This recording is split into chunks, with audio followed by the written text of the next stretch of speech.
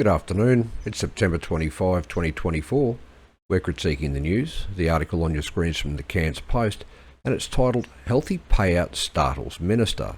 It's about a state public servant who quit one job in the public service of his own accord, received a rather large payout, and then took another job in the same public sector.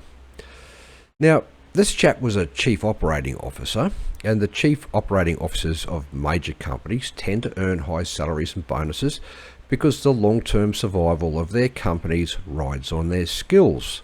However, that same level of responsibility isn't found in the public service because governments can extract as much money as they need from taxpayers by force of law to ensure the survival of whatever organisation suits their needs.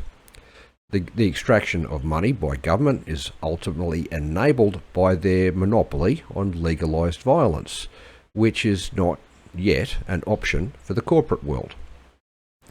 Therefore, there is no justification whatsoever for public servants to receive salaries and bonuses that are commensurate with those found in the much higher risk environment of the private sector.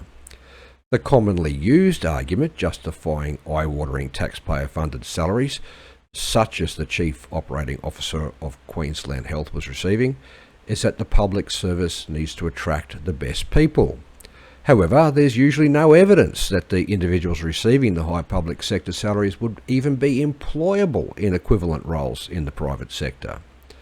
Therefore, the top public service earners are arguably overpaid, and in that knowledge, they're likely to be very loyal to their minister and would have the powerful personal motive to disregard proper public sector ethical management processes to hang on to the big money.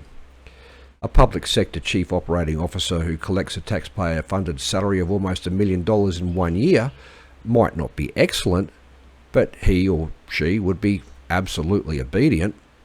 It used to be that public servants received much lower pay than the private sector, but were unsackable, so they could offer frank and fearless advice without immediate threats to their personal income. We had better governance when that was still the case, and it's something we should aspire to returning to.